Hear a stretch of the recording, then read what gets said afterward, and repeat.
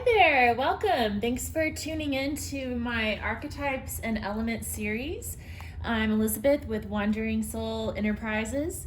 And if this is your first time here, you might want to check out the introduction video that explains in a little bit more detail what this spread is all about. If you're back and you're a subscriber, welcome back. If you're new and you do enjoy these videos, please be sure to subscribe to the channel and give it a thumbs up and make comments. Any feedback is appreciated. So today we are focusing on the magical child. So there are 5 different manifestations of the child archetype in this deck. And we've already covered the divine child and the eternal child. So now we're talking about the magical child, also known as the innocent child. Each one of us has, according to Carolyn Myss in her book Sacred Contracts that goes along with these cards, each one of us has 12 core archetypes that play a pivotal role in our lifetime here on earth to help us fulfill our soul contracts. And also according to Carolyn Myss, out of those 12 archetypes, all of us share 4 archetypes in common that play a part on that team. So those include the child, the victim, the prostitute, and the saboteur. So the child is one of those 4 survival archetypes that we all have. Now, the only thing is there's 5 different manifestations of the child archetype, and so you want to watch each one of them to kind of figure out which one resonates with you the most strongly.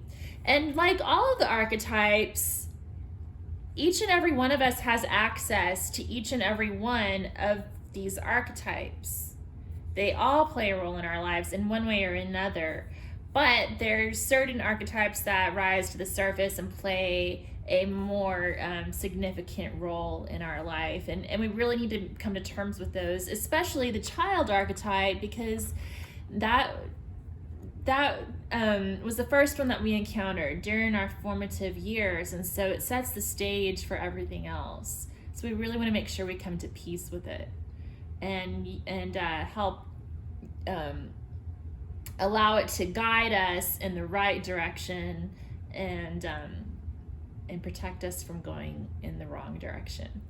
So on the card, the light attributes of the magical child archetype are seeing the potential for sacred beauty in all things, the belief that everything is possible.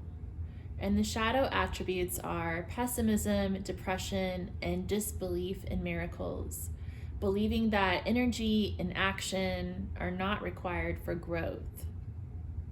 So I took a couple of notes from the Sacred Contracts book. And in the appendix, Miss Myss talks about a couple of examples of this archetype. So the fictional character Tiny Tim from A Christmas Carol, and the real life person, historical figure Anne Frank, both embodied this archetype. So, you know, their lives weren't all sunshine and rainbows, but they were able to appreciate the wonder of life even in times of trial, dark trial and tribulation. So they displayed wisdom and courage in crisis. So that's the light attribute of the magical child. They're gifted with the power of imagination. They believe all things are possible. And then they also have shadow side, which we just talked about, but basically it's that shadow side that kicks in after adulthood beats its cynicism into you, you know? You start to lose faith in miracles and stop believing that evil can be transformed into good, and just become sort of pessimistic and cynical. Another way the shadow, the shadow can go in that direction, or it can take a left turn and go into the realm of fantasy and just retreating from reality, and thinking you don't have to actually put any work into it, actually believing that life is just sunshine and rainbows, So those are that's the Magical Child. I just want to check out the book really quick and see if there's anything else in the little booklet. So if you're trying to determine whether this is one of your key archetypes, look for a pattern of transcendence over apparently negative circumstances from early on in life. Okay. And like I said, each and every one of the each of us has a child archetype, so you'll want to watch all of the child archetype videos to kind of see which one resonates the most with you.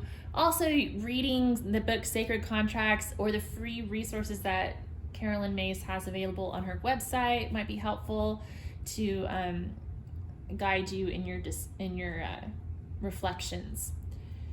Okay, so let's go ahead and unpack this. So I've sorted out each of my decks into the suits representing the 4 elements. Earth, which represents your material needs, your finances, that sort of thing. Then we've got air, which symbolizes communication and thoughts, your mental processes. And we have fire, which represents passion, action, inspiration, spirituality, like your mission in life. And then we have the element of water, which is about emotions and relationships. We also have all of the major arcana up here, so I'll shuffle and draw some from those. A card from the Goddess Inspiration Oracle, and then we had 2 cards fall out today from the Gods and Titans Oracle. And I've pre-shuffled all of these down here just to save time, but I have not really looked at them yet. Sometimes they'll flip up, face up, so I catch a glimpse, but I don't really look at these until I start recording, because I like to explore it with you guys. And I actually have never even shuffled these cards. I'm just going through them in alphabetical order, the way they came in the box. So we're exploring these all together in real time as well. Okay, so let's go ahead and start looking at the element of earth. So from the Working with the 4 Elements Oracle, we have Angel Garden, card number 4. So you can see that. From the Sailor Jerry playing cards, we have the Jack of Diamonds. From the Wildwood Tarot, we have the 5 of Stones, Endurance.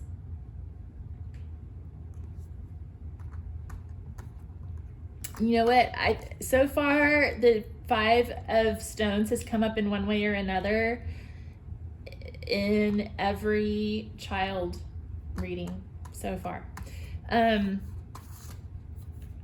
we have from the Antique Anatomy Tarot, the Page of Coins.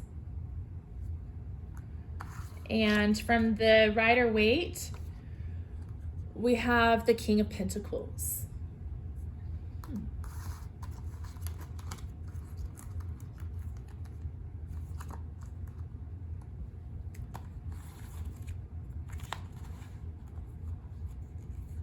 So for the element of air, we have Lily Angel, card number 7.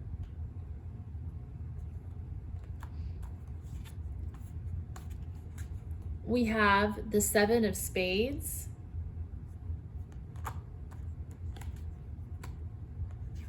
We have the 2 of Arrows, Injustice.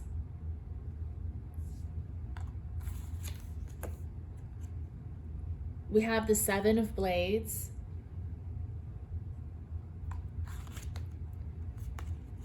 And we have Again, wow. 3 times the 7 of Swords. Wow, that's crazy. And you know what? 7 of Swords showed up twice in the last reading we did. Okay. I think that was the eternal child. Okay. So for the element of fire, we have fire and water, card number 11. We have the 7 of clubs again. Wow. The ace of bows, spark of life. The 7 of rods. I shuffled these really good. That's so funny. And we have the 8 of wands.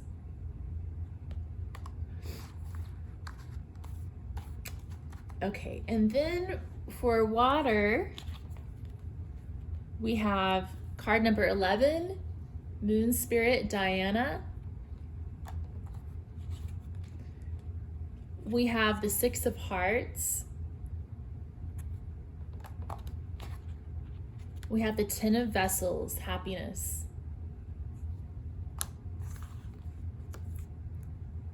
We have the 5 of elixirs. And we have the King of Cups. Interesting. It's interesting that the 7 of Swords came up so much and the 7 of Wands again, because in the Eternal Child reading that I just finished recording, we had that same situation pretty much. I think 7 of Swords just came up twice in that one, but still, it's pretty interesting. Okay, so let's talk about the element of earth. So we have the page of coins showing up twice. Now the Jack of Diamonds could be the Knight also, but you know, since the page came up in this other deck, I'm gonna say these are probably the same. You know, it's probably a confirmation. So Page of Coins is about being a student, learning new things, kind of always looking at the world with fresh eyes, sort of similar to the Eternal Child, always looking at things through fresh eyes. And I think the Magical Child has that ability as well, seeing the world through the eyes of a child, beginner's mind, innocence. Okay. We also have the King of Pentacles, which is about, you know, the mature energy of this suit. Becoming financially independent and able to provide for others. Having everything you need, abundance. So, I don't know, that's interesting that it came up. And I think sort of like in between from the way of, you know, starting out life as a magical child and getting to this point of being the King of Pentacles, there's endurance.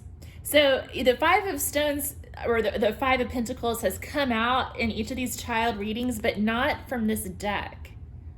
So that's what's interesting here, because in the Wildwood Tarot, the 5 of Stones is about endurance.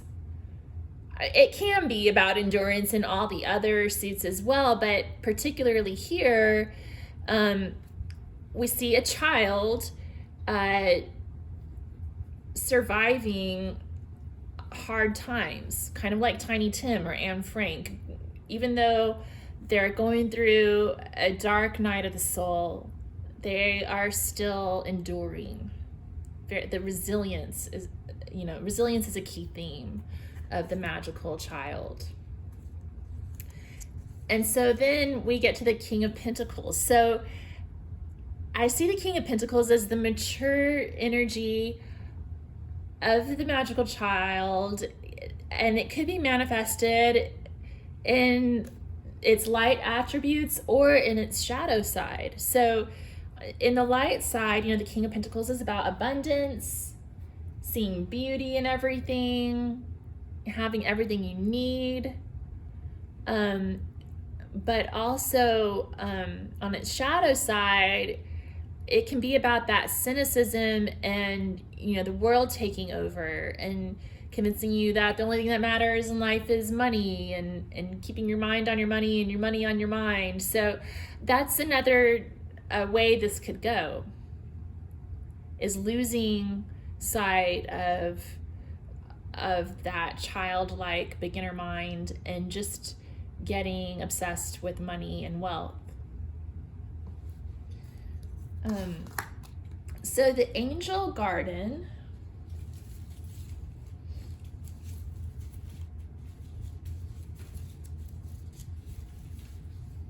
card number 4 of Earth.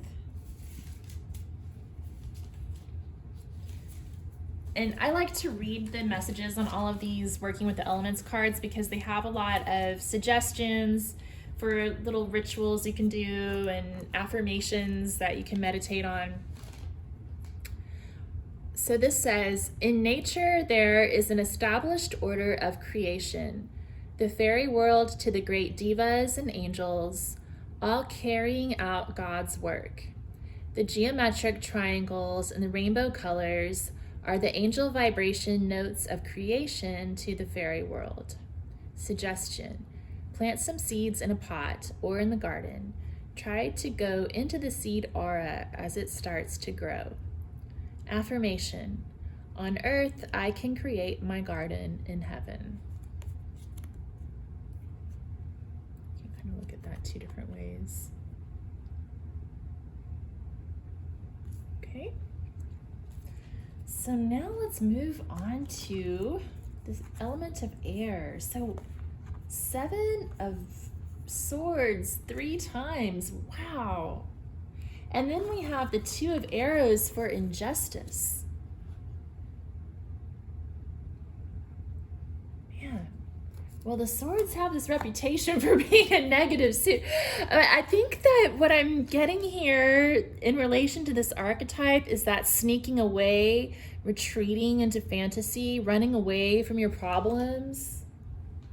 So this could be the shadow aspect manifesting.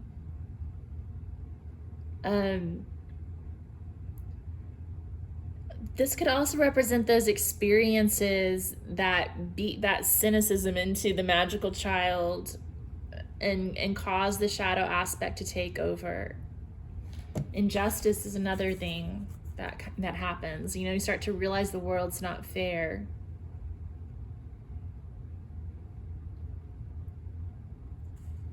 Conflict arises and you have injustice left behind. 2 swords, 2 arrows.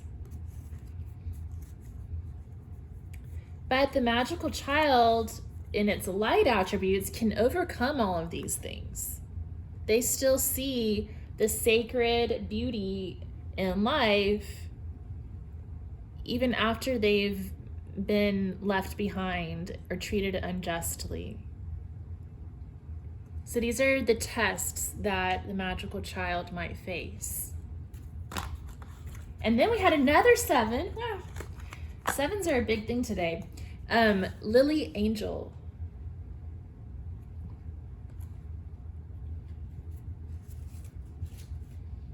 Seven of Air, Lily Angel.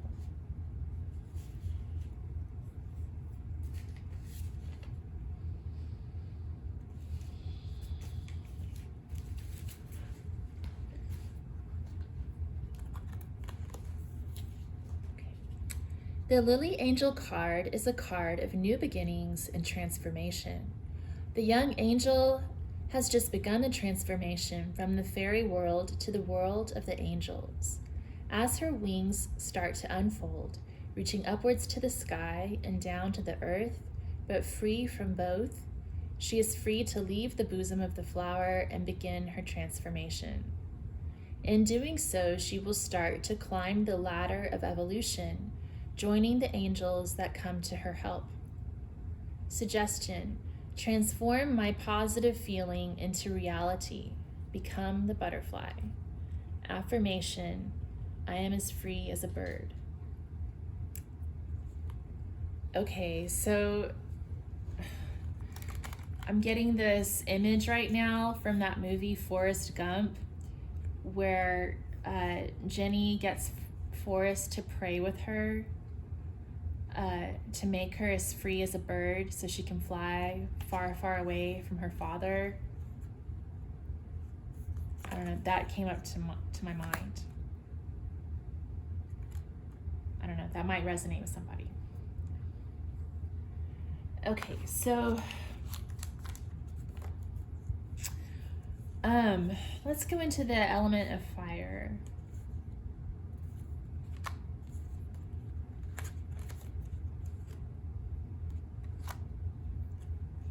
So 7 of rods came up twice. 7 of clubs, 7 of rods.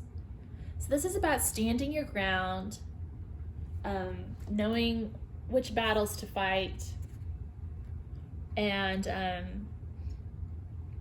going it alone against the world every now and then. So yeah, the magical child has to stand up for what they believe in, I think. When I keep talking about how the world tries to beat you down with its cynicism, so that's kind of what this is. It usually shows, in the Rider-Waite version, it shows a man standing on a hill fighting off 6 wands that are coming at him. So like everybody's trying to knock him down off the hill, and he's the only one, you know, he's all by himself trying to maintain his position. So I think that's what we're getting here. Like the magical child has to hold on to that belief that everything is possible against everything else the world is telling you. Okay. 8 of wands is about movement, change, transformation, communication. And Ace of bows, spark of life, is about that inspiration that keeps you going through life.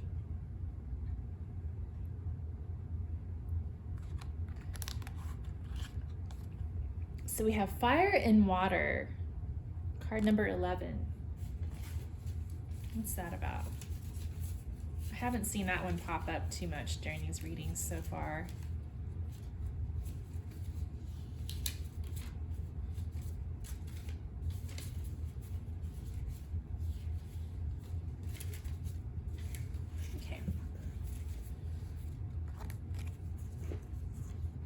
So on this card, 2 elements are coming together. Working with fire and water can help you to understand the alchemy and also the healing properties of the mineral and plant world. Even today, shamans around the world work in harmony with minerals and plants to help in the healing arts. Suggestion: link into the vibration of crystals and plants. Shamans have been doing it for thousands of years. Affirmation: to understand the elements, I must be in nature's flow. So that's reminding me of temperance, like with alchemy, mixing different elements. I kind of think of crystals as being associated with the element of earth more so than fire or water. But yeah, balancing passion and emotions. Maybe that's important to the child, the magical child, because you know you need to be passionate, you need to be emotional, but also stay grounded with that earth energy, grounded in reality. Okay.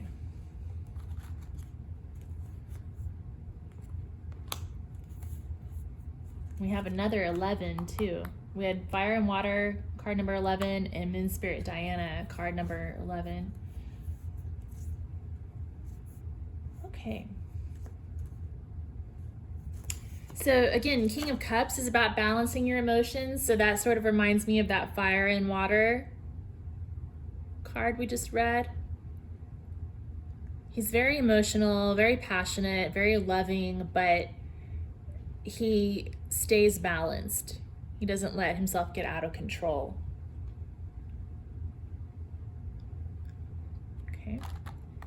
He's able to tap into his imagination without getting carried away. The Six of Hearts is about nostalgia and forgiveness, unconditional love. I mean, to me, this truly embodies that spirit of the magical child. But it also comes with a warning not to get trapped in nostalgia, not to get stuck, to know when to move on.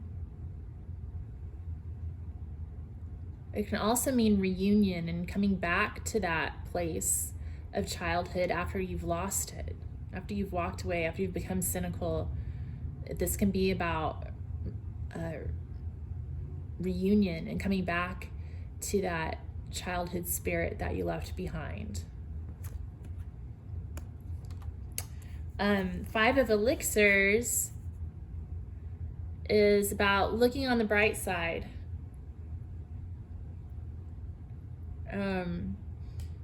Seeing what's still available. We have these 3 empty bottles and then 2 full bottles of elixir that we can't really see. We don't really know what those labels say, but we know that these others are passion, our cyanide pills, and our morphine for fevers have all run out. So the 5 of Elixirs reminds you to take stock of what you still have in your medicine cabinet. And then the 10 of Vessels is about happiness. So maybe life isn't always sunshine and rainbows all the time, but there's still that beauty somewhere in the world, no matter where you are, no matter what situation you're in. Oh, Moon Spirit Diana. So Diana is the huntress. Like Artemis. Water 11.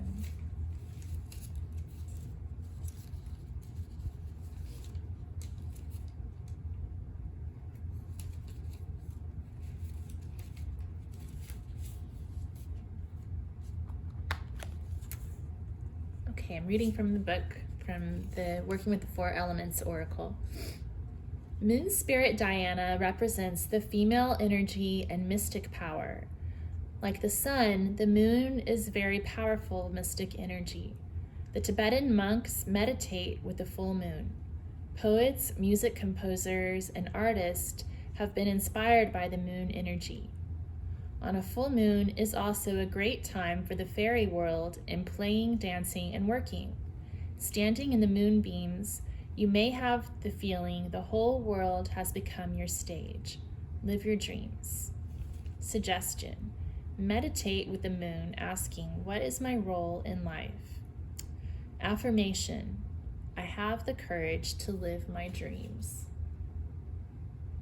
Oh, that's so nice. And you know, so for one thing, the moon is very magical, and this is the magical child that we're talking about. So I think what the rituals that card was just describing are a great way to tap into that magic. But there was also something else from the Sacred Contracts book that reminded me of. So in the book she writes, Carolyn Myss, she writes, attitudes of pessimism and depression, particularly when exploring dreams, often emerge from an injured magical child whose dreams were once upon a time thought foolish by cynical adults. So I love that this Moon Spirit Diana card came up, and the book for this deck says, what did I just read? It says, I have the courage to live my dreams. Standing in the moonbeams, you may have the feeling the whole world has become your stage. Live your dreams. I have the courage to live my dreams. That's so beautiful. All right. So let's pull the Goddess card, and then the gods, and then we'll look at the major arcana. So we have Erda, goddess of the earth. Look to the earth for answers. What does her book have to say? Let's see.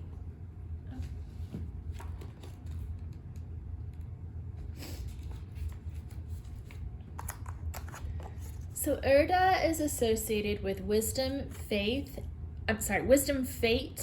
and divination. The Norse earth goddess Erda lived in a cave within the earth's deepest recesses, which was set next to the roots of Yggdrasil, the vast world tree. Yggdrasil was watered by Erda's plentiful fountain of wisdom. Erda's powers were as encompassing as Yggdrasil's leafy span. The goddess and her magical fountain were often invoked by those in need of her far-reaching wisdom. Others believed Erda could bend the inexorable powers of fate over which she ruled. Because of Erda's association with fate, the Norse thought there was a clear correlation between the goddess and the art of divination. They often turned to the earth itself for guidance, using many aspects of it as oracles: animals, birds, the sky, even the ocean. They believed observation of these phenomena could offer divine answers. So I think what I'm getting there is like the idea of using divination and things like that as other tools to access this magic of the magical child, accessing the wonder of the earth, appreciating the beauty of the earth. So from the gods, we have Set, the god of chaos, and we have Maui, the god of discovery. So I'm kind of seeing Set as more of the shadow aspect of the magical child, and Maui as more of the light attribute. Maui's about discovery, learning new things. Set's about, causing problems, basically, as far as I remember. I'm just going to read real quickly from the Gods and Titans booklet to see if there's anything else we need to know.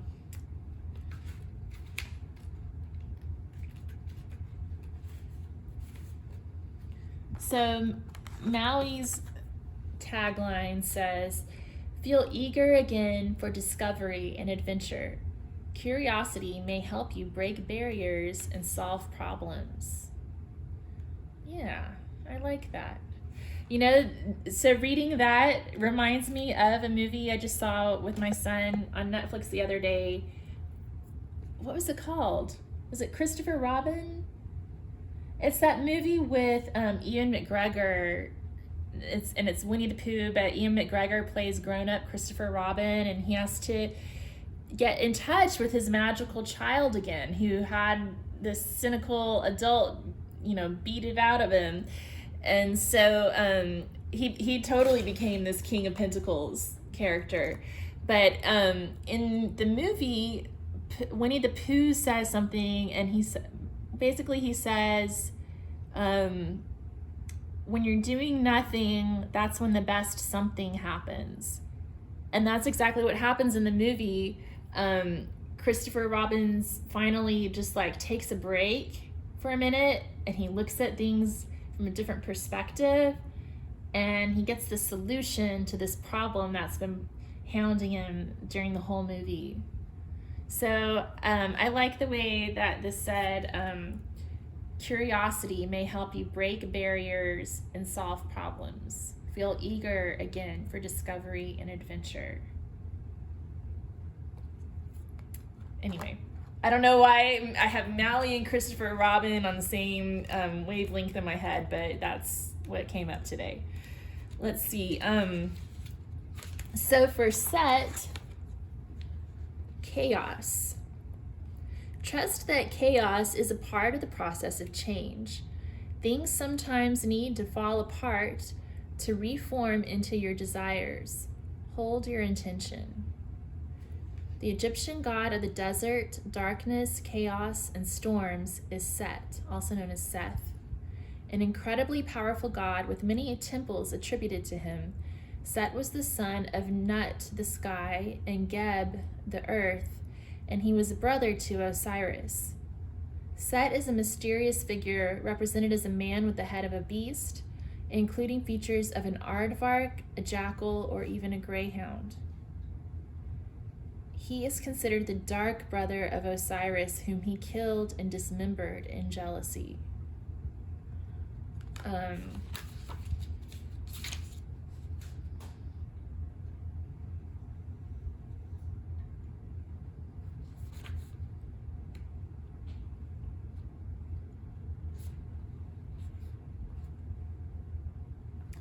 Current archaeological thinking is that Set was not always a demon or murderer, and instead was the victim of a smear campaign. As Pharaoh Menes united Upper and Lower Egypt, a natural competition formed between the two regions, politically, commercially, and even spiritually. Horus was the patron of Lower Egypt, and Set ruled Upper Egypt. The followers of both fought over who would be the patron of the United Kingdom, and finally the followers of Horus reigned victorious. Set was figuratively and perhaps even literally exiled to the fury of the desert for eternity.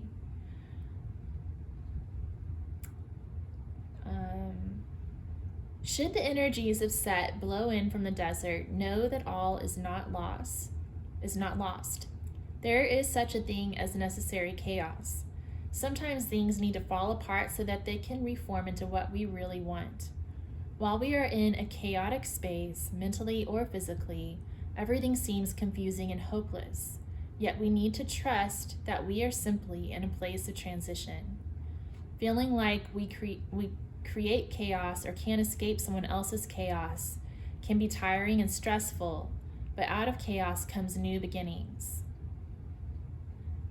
There is also a yin to a yang, a dark to a light, and east to a west.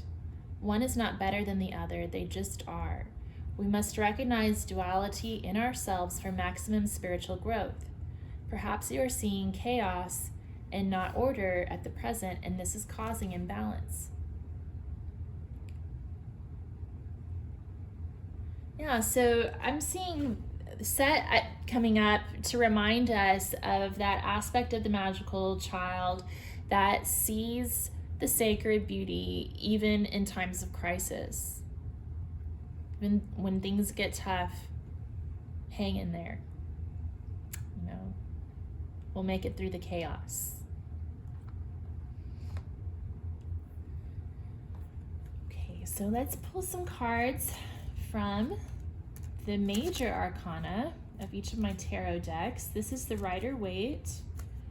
What messages do you have for us about the magical child?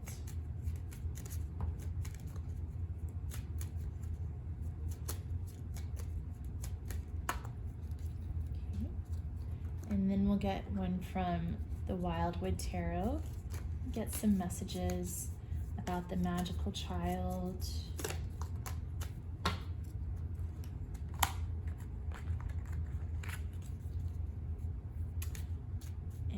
From the Antique Anatomy Tarot, can we please have some messages about the magical child archetype?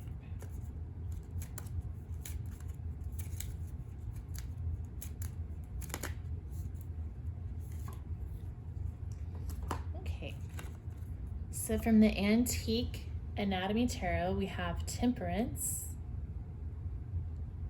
which is about finding balance. Oh, didn't we talk? I was talking about temperance earlier when fire and water came up. So it's about mixing different elements together, tempering them together. We have the Wanderer, which is like the Fool, and the Devil. Oh my goodness.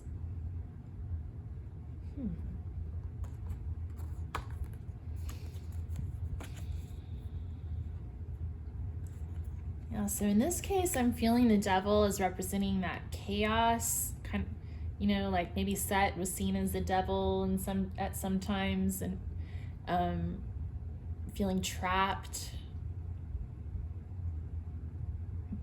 But the thing is that we can always break out of these circumstances. You know, when we're caught in that dark night of the soul, we can break free.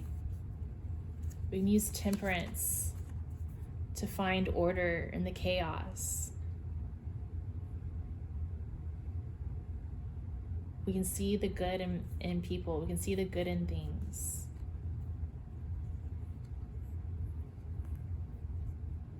And we can set off on a new beginning, taking a leap of faith to cross the rainbow bridge,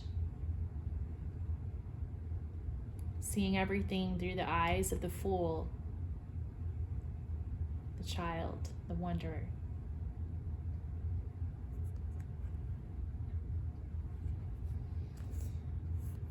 Okay, well, that's what I have for the magical child. I hope that you found that helpful. If you did, please give this video a thumbs up, and I'd love to hear your comments or see your comments below. And don't forget to subscribe to the channel if you'd like to see more readings like this. I'm going to be going through all the archetypes, but there will be other types of readings posted on the channel as well, so please stay tuned, and talk to you soon. Thanks.